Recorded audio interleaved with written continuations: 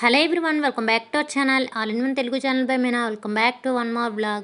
ఈరోజు వీడియో అయితే ఒక ర్యాండమ్ వ్లాగ్లో అయితే మీతో షేర్ చేసుకున్నాను. ఇంకా లేట్ చేయకుండా వీడియోలోకి వెళ్ళిపోదాం. ఇంకా మార్నింగ్ అయితే నేను ఇది ఒక పెద్దగా వీడియోలాగా ఏం కాకుండా చిన్న చిన్న క్లిప్స్లో అయితే యాడ్ చేస్తాను, మార్నింగ్ నుంచి నైట్ వరకు అన్నట్టు.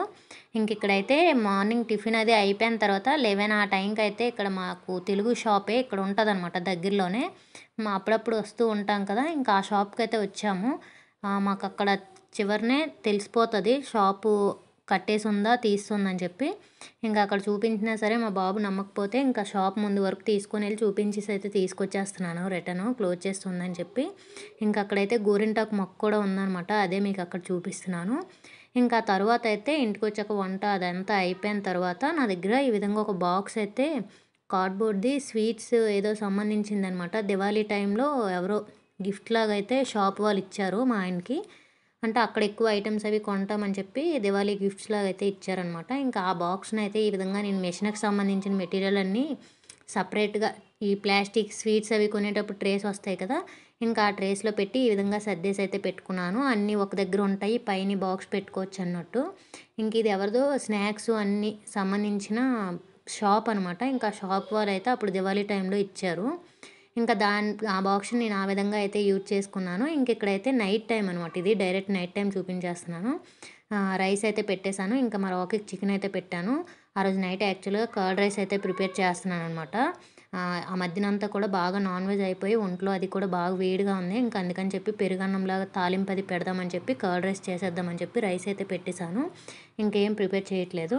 ఇంకా టైం కూడా బోల్డ్ ఉండేదన్నమాట. ఇంకా అందుకని చెప్పి ఇక్కడైతే బ్లౌజ్ అది కట్ చేద్దామని చెప్పి నేను ద్వాదశికి అని చెప్పి ఒక శారీ అయితే తీసుకున్నాను. ఇక్కడే తీసుకున్నానని చెప్పి స్టోర్లో తీసుకున్నానని చూపించాను కదా, ఇంకా ఆ బ్లౌజ్ని అయితే సంక్రాంతికి దానికి ఎప్పుడైనా కట్టుకోవచ్చు అని చెప్పి కుడదామని చెప్పి అయితే కట్ చేసి పెట్టాను అనమాట.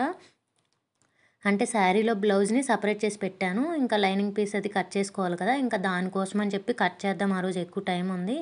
ఇంకా నెక్స్ట్ డే స్టిచ్ చేసేయచ్చు అని చెప్పి ఇంకా నైట్ టైం కట్ చేద్దామని అప్పుడైతే అన్నీ తీసి పెట్టాను. కాకపోతే ఆ లైనింగ్ పీస్ని నేను వాష్ చేసి పెట్టలేదు. ఇంకా అది మళ్ళీ రేపు పొద్దున్న కుట్టిన తర్వాత మళ్ళీ కొద్దిగా టైట్ లూజు అలా ఏమైనా అవుతుందేమో అని చెప్పి ఇంకైతే అప్పుడు కట్ చేయలేదనమాట, అలానే పెట్టేశాను. ఇంకా నైట్ అది తడిపేసి ఆరవేసేసి నెక్స్ట్ డే ఎప్పుడైనా కట్ చేద్దాంలే అని చెప్పి అయితే పెట్టేశాను అనమాట. ఇంకా ఆ రోజు నార్మల్గా మంచి టైం అది ఉంది, మూడ్ కూడా ఉండేది కట్ చేయాలని చెప్పి. అంటే ఇంట్రెస్ట్ కూడా ఉండేదన్నమాట కట్ చేసేద్దాం అని చెప్పి. ఎక్కువ వెళ్ళండి మిషన్లు ఇవి తీయాలంటే ఒక్కొక్కసారి బద్ధకం కూడా వచ్చేస్తుంది. ఇంకా ఆ రోజు నైట్ తీద్దామని చెప్పి స్టార్ట్ చేశాను, కాకపోతే అవ్వలేదు. ఇంకెక్కడ మా బాబు అయితే నేను ఏ పని చేసినా వెనకే ఉంటాడు, అలాగే ఇంకా కనిపిస్తూనే ఉంటాడు. ఇంకా ఆడైతే ఏదో ఒకటి పీకుదామనే చూస్తాడనమాట. ఇలాంటి మిషన్కి సంబంధించి కానీ ఏదైనా చేసాము అంటే వస్తాడు ఫస్ట్ని ఏది తెద్దామా అని ఆలోచిస్తాడు అలాగని. ఇంకా నేనైతే ఇంకా తీసానే తప్పితే ఆ బ్లౌజ్ అదంతా కూడా ఫస్ట్ కట్ చేసేద్దాం అనుకున్నాను లైనింగ్ పీసు. కానీ మళ్ళీ అది శారీ కూడా మంచి శారీ అనమాట, ఎందుకు అనవసరంగా మళ్ళీ వేస్ట్ చేయడం. అది కొద్దిగా ఇది కాటన్ కదా లైనింగ్ పీస్, అదంతా మనం తడిపిన తర్వాత క్లాత్ అది కూడా కొద్దిగా మారుద్ది. ఇప్పుడు స్ట్రైట్గా నీట్గా ఉన్నట్టు ఉంటుంది కానీ క్లాత్ వాష్ చేసిన తర్వాత కొద్దిగా క్లాత్ అది కూడా సాగినట్టు అలా అవుతుందనమాట. ఇంకా మళ్ళీ కుట్టేసిన తర్వాత మళ్ళీ ఎప్పుడైనా తడిపిన తర్వాత మళ్ళీ అటుదిట అయితే బాగోదు కదా, శారీ కూడా మంచి శారీ అనవసరంగా పోతుందని చెప్పి ఇంకా అందుకని చెప్పి ఫస్ట్ అయితే తీసి చూశాను. కొద్దిసేపు ఆలోచించి ఎందుకు రిస్క్ అని చెప్పి ఇంకా వాష్ చేసాక కుడదామని చెప్పి అయితే మళ్ళీ మడత పెట్టేసి ఎక్కడొక్కడైతే పెట్టేశాను అనమాట, లేదంటే అప్పుడు కట్ చేసి పెట్టేసేదాన్ని. ఇంకా అలానే ఆ బ్లూ కలర్ది ఏంటంటే నేను ముందు నా కోసమే నార్మల్గా స్టిచ్ చేద్దామని చెప్పి అయితే కట్ చేసి పెట్టాను లైనింగ్ పీసు. ఇంకా నేనేమనుకున్నానంటే ఎలానో లైనింగ్ పీస్ కట్ చేసే ఉంది కదా, మెజర్మెంట్స్ అవి ఏం లేకుండా డైరెక్ట్ ఆ పీస్ పెట్టి కట్ చేసేద్దాం, శారీది తొందరగా అయిపోద్ది, ఈజీగా అయిపోద్ది కదా.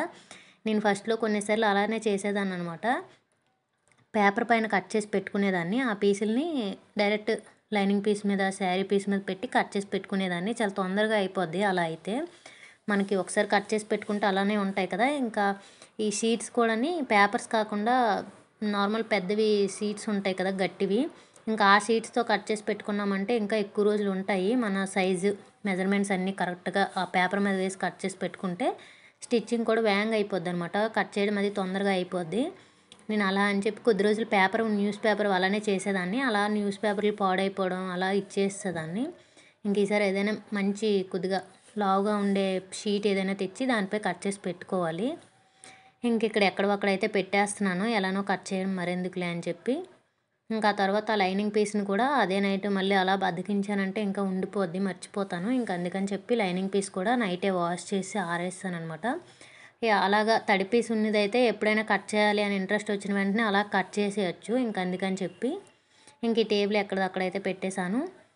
ఇక్కడ సోఫా ముందు వేసుకుంటే టేబుల్ మీద అయితే కట్ చేయడానికి అది ఈజీగా ఉంటుంది అనమాట. కొద్దిగా పెద్ద ప్లేస్ ఉంటుంది కదా టేబుల్ అదంతా. టేబుల్ కూడా మేము తిన్న తర్వాత నీట్గా క్లీన్ చేసి పెడతాలండి, మంచిగానే ఉంటుంది. టేబుల్ ఏమి ఇదిగా ఉండదు, జిడ్డుగా అలాగేమి ఉండదు, మంచిగా క్లీన్ చేసే పెడతాను. ఇక్కడ లైనింగ్ పీస్ని అయితే బాత్రూంలోకి వెళ్తే చెప్పులు అవి తీసేయాలి, చల్లగా ఉన్నాయన్నమాట. అందుకని చెప్పి బతికించి సింక్ దగ్గర ఈ విధంగా టబ్లో వాటర్ అది వేసి తడిపేసి అయితే పెట్టేశాను. ఇది కాటన్ కదా, ఎవరిదైనా బయట వాళ్ళదైనా మనదైనా సరే ఏవైనా లైనింగ్ కానీ పాల్స్ కానీ ఇలాంటివి వేసేటప్పుడు కొద్దిగా వాష్ చేసి వేసుకోవడమే మంచిది. కుట్టినప్పుడు బాగానే ఉంటుంది, తర్వాత ఒక్క వాష్ అయిన తర్వాత అది కొద్దిగా లూజ్ అవ్వడం ఇలా అవుతుంది అనమాట మనం వాష్ చేయకపోతే. అందుకని చెప్పి నాకు అదే భయం. నేను ఫస్ట్ అయితే కట్ చేసేద్దాం అనుకున్నాను, ఏమవుతుందిలే అని చెప్పి.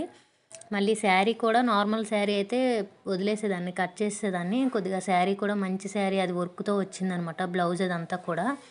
మళ్ళీ ఏమైనా లూజు ఇలాంటివి ఏమైనా అయినా సరే అటు ఇటు అనవసరంగా బ్లౌజ్ అదంతా పాడైపోద్ది. అందుకని చెప్పి రిస్క్ చేయకుండా తడిపేశాక నెక్స్ట్ డేనే ఎప్పుడో స్టిచ్ చేద్దామని చెప్పి అయితే పెట్టేశాను. ఇది బాల్కనీలో అయితే ఆరేసిస్తే నెక్స్ట్ డేకి చక్కగా ఆరిపోతుంది. అలానే స్టిచ్ చేయడానికి కూడా చాలా ఉన్నాయన్నమాట. ఈ మధ్యన అయితే సరిగ్గా స్టిచ్ చేయట్లేదు. నా శారీ ఉంది, అలానే మా అమ్మగారు కూడా శారీస్ అవి స్టిచ్ చేయాల్సినవి అయితే ఉన్నాయి, స్టిచ్ చేయాలి. ఈ మధ్యన ఏదో క్లీనింగ్ అని అదని పనులు, వీడియో ఎడిటింగ్, వాయిస్ ఓవర్ ఇలా అయిపోయి టైం అయితే సెట్ అవ్వట్లేదు. కాకపోతే ఈ పండగ లోపల అయితే స్టిచ్ చేయాలన్నమాట అవన్నీ.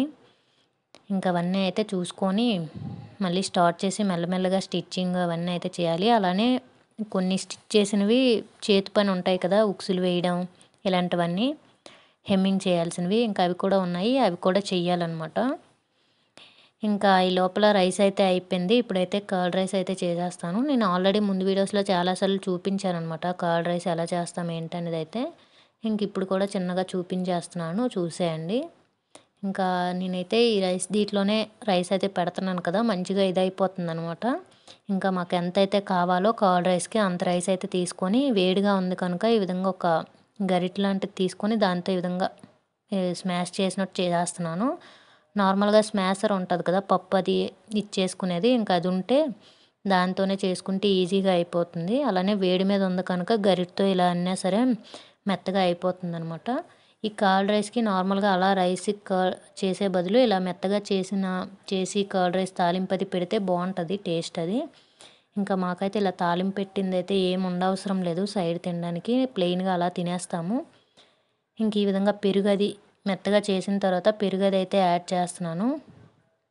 యాడ్ చేసి దీంట్లోనే సాల్టు అలానే వాటర్ కూడా యాడ్ చేసుకొని మంచిగా మొత్తం కలిసేటట్టు అయితే మిక్స్ చేసుకుంటున్నాను. అలానే పెరుగు కూడా కొద్దిగా ఎక్కువే యాడ్ చేసుకోండి, బాగుంటుంది. ఆ రోజు మా దగ్గర పెరుగు కూడా ఎక్కువ లేదనమాట, లాస్ట్ అయిపోయింది. ఉన్నదైతే వేసేసాను.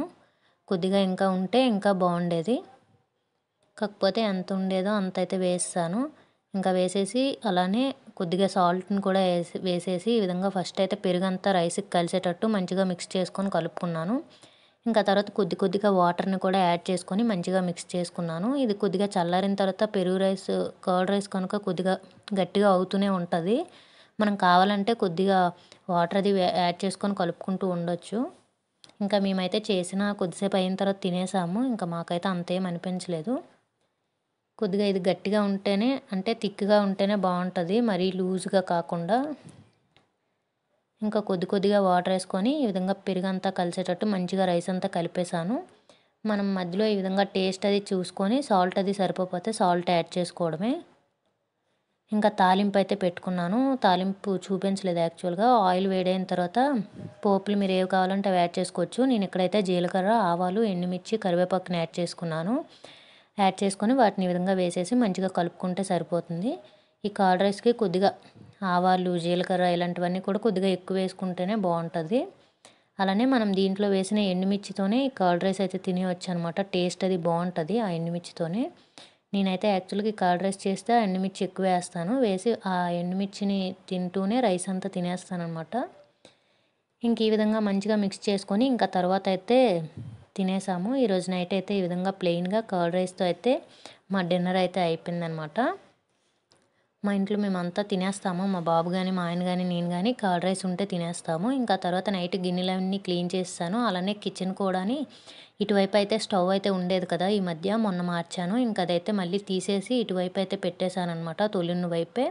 నేను ఆ వీడియో పెట్టినప్పుడు కూడా ఎవరో కామెంట్ చేశారు అటువైపు స్టవ్ అది ఉండకూడదని చెప్పి.